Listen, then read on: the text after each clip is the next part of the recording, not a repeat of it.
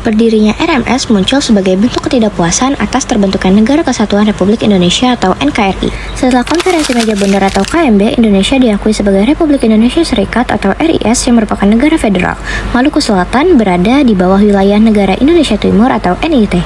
Proses kembali ke bentuk Negara Kesatuan atau NKRI yang dilakukan oleh Jakarta saat itu memicu penolakan dan perpecahan, khususnya di wilayah Maluku. Sebagai reaksi terhadap pembubaran RIS dan pembentukan NKRI, Republik Maluku Selatan diproklamasikan pada 25 April 1950. Tokoh utama di balik proklamasi ini adalah Dr. Christian Robert Stephen Somokil. Sebagian besar yang mendukung RMS adalah anggota militer yang merupakan sisa-sisa dari KNIL atau Koninklijk Nederlandse Indisch Leger atau Tentara Kerajaan Hindia Belanda. Mereka yang pro-federalisme ini menolak penyatuan kembali Maluku ke dalam NKRI dan memilih untuk mendirikan negara sendiri.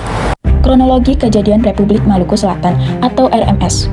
RMS muncul setelah Indonesia kembali dari bentuk Republik Indonesia Serikat ke Negara Kesatuan pada tahun 1950. Sebagian tokoh Maluku Selatan merasa kehilangan kedudukan dan khawatir wilayah mereka tidak mendapat perhatian dari Jakarta. Tokoh utamanya adalah Dr. Chris Somokil, mantan Jaksa Agung Negara Indonesia Timur. Pada 25 April 1950, ia memproklamasikan RMS di Ambon dan membentuk pemerintahan sendiri. Pemerintah Indonesia menganggap ini pemberontakan dan mengirim pasukan APRIS untuk menempasnya. Pertempuran besar terjadi di Ambon hingga akhirnya kota itu berhasil direbut.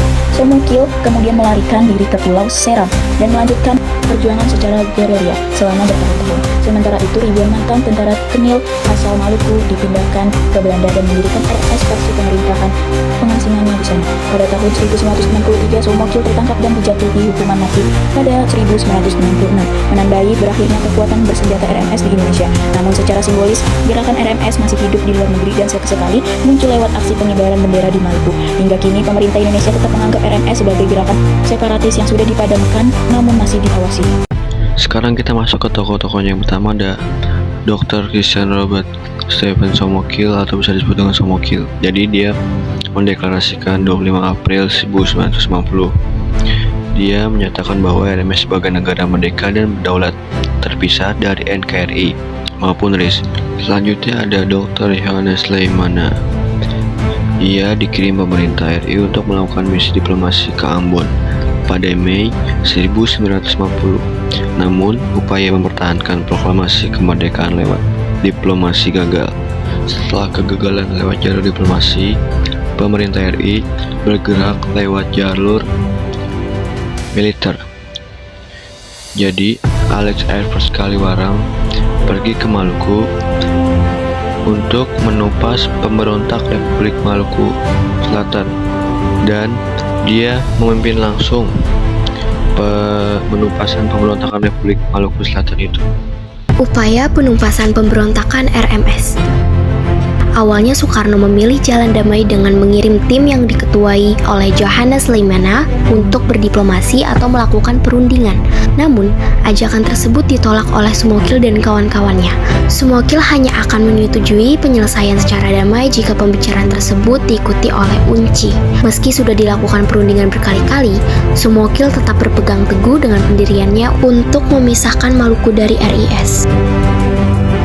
Gagalnya perundingan damai dengan RMS, akhirnya Presiden mulai menggerakkan kekuatan militer untuk memberangus separatisme di Maluku, dan Kolonel Alex Kaliwarang tunjuk sebagai pemimpinnya. RIS mulai merekrut anggota bekas KNIL ibarat ajang penembusan dosa terhadap Indonesia. Mereka ditugaskan untuk melawan pasukan RMS. Pada 14 Juli 1950, pasukan APRIS sukses mendarat dan mulai menyebar ke penjuru di Pulau Buru. APRIS dalam operasi penumpasan RMS terbagi menjadi 3 kelompok yang diketuai oleh Mayor Ahmad Wiranata Kusuma, Letnan Kolonel Slamet Riyadi, dan Mayor Suryo Subandrio. Masyarakat Maluku sebenarnya merasa tertekan dengan pemberontakan RMS. Hingga pada 3 November 1950, pemberontakan RMS berhasil ditumpas, meski banyak pasukan RIS yang gugur. Ambon kembali dikuasai pemerintah, sementara Somokil ditangkap, dibuang ke Pulau Seram dan Buru, lalu dijatuhi hukuman mati. RMS menunjukkan betapa sulitnya menjaga persatuan Indonesia di masa awal kemerdekaan. Keberadaan RMS menimbulkan ketidakstabilan politik. Negara yang baru berdiri jadi terlihat rapuh. Kalau Maluku berhasil lepas, daerah lain bisa ikut-ikutan menuntut kemerdekaan. Artinya, RMS bukan hanya masalah Maluku, tapi ancaman nyata bagi keutuhan Indonesia secara keseluruhan. Dampak nyata lainnya seperti korban jiwa, daerah rusak, politik goyah, ataupun pembangunan tertunda. Walaupun pemberontakan bersenjata RMS berhasil dipadamkan, dampaknya tidak berhenti di situ. Sampai sekarang, kelompok pendukung RMS masih aktif di Belanda. Mereka rutin mengibarkan bendera RMS dan memperingati hari kemerdekaan versi mereka. Hal ini seringkali menimbulkan gesekan diplomatik antara Indonesia dan Belanda. Bagi Indonesia, tindakan ini tetap dianggap sebagai gerakan separatis yang mengganggu kedaulatan negara. Dan bagi masyarakat Maluku sendiri, sejarah RMS meninggalkan jejak panjang.